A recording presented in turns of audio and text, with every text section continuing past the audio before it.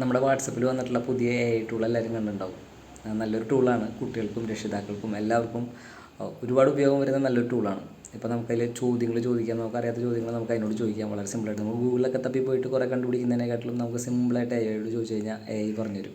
മറ്റേ AI അത്ര പവർഫുള്ളാണ്, ഞാൻ ഉപയോഗിച്ച് നോക്കി.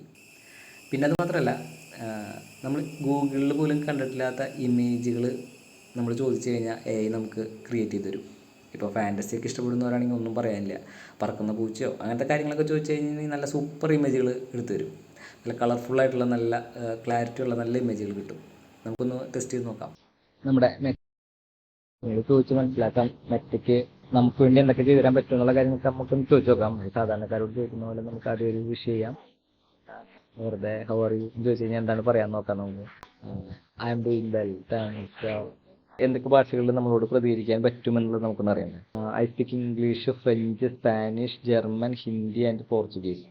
പിന്നെ റെസ്പോണ്ട് ചെയ്യുന്ന ഭാഷകൾ എന്ന് പറയുന്നത് Italian, Dutch, Russian, Chinese, Japanese and many more. മലയാളത്തിലൊക്കെ അത്യാവശ്യം റെസ്പോൺസ് കിട്ടുന്നുണ്ട് നമുക്ക്. പക്ഷെ ഫുള്ളായിട്ട് നമ്മൾ ചോദിക്കുമ്പോൾ നമുക്ക് അങ്ങനെ ഒരു കൃത്യമായിട്ടുള്ളൊന്നും കിട്ടുന്നില്ല. പക്ഷേ എങ്കിലും അത്യാവശ്യം അതിനോട് നമ്മളോട് റെസ്പോണ്ട് ചെയ്യുന്നുണ്ട്. നമുക്ക് എന്തൊക്കെ ചെയ്തു തരാൻ പറ്റും എന്ന് നമുക്കൊന്ന് അറിയാം. നമുക്ക് വേണ്ടി എന്തൊക്കെ ചെയ്തു തരാൻ പറ്റും എന്ന് നമുക്കൊന്ന് ചോദിച്ചു നോക്കാം. അത് ഇംഗ്ലീഷിലാണ് നമ്മളിപ്പോൾ ചോദിക്കുന്നത്.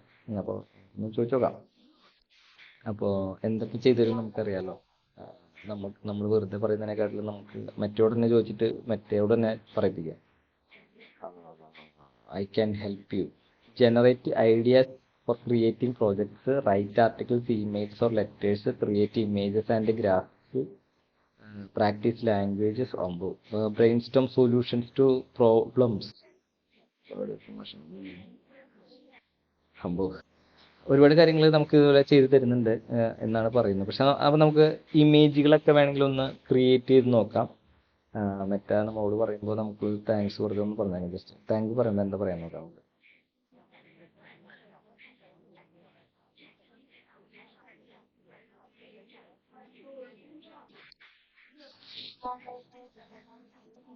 I am all yours. അപ്പോൾ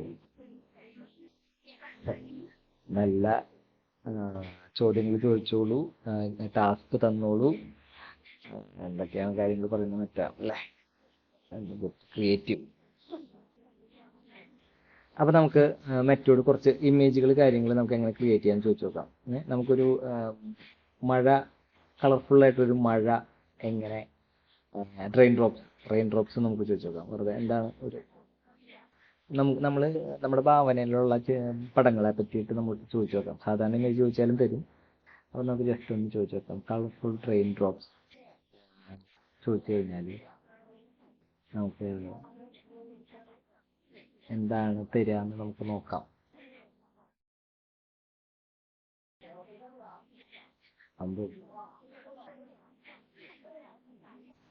ഇതുപോലുള്ള ഇമേജുകൾ നമുക്ക് കിട്ടും. നമുക്ക് വേണമെങ്കിൽ ഒരു കാര്യം കൂടി ചെയ്യാം. ഫാൻറ്റസി ഒക്കെ ഇഷ്ടപ്പെടുന്ന ആൾക്കാർക്ക് ഒരു റാറ്റ്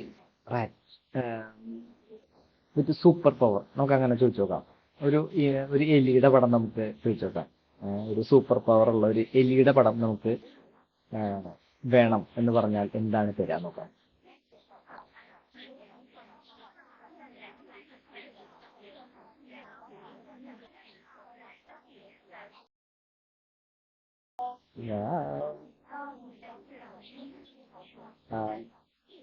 ഇതുപോലെ നിങ്ങൾക്ക് എന്ത് വേണമെങ്കിലും ഇനിയിപ്പോൾ മെറ്റയിൽ പരീക്ഷിക്കാം. ടെക്സ്റ്റുകളായിട്ടോ ചോദ്യങ്ങളായിട്ടോ ഇമേജുകളായിട്ടോ ഒക്കെ മെറ്റായോട് കാര്യങ്ങൾ ചോദിക്കാം. വളരെ നല്ലൊരു ടൂളാണ്.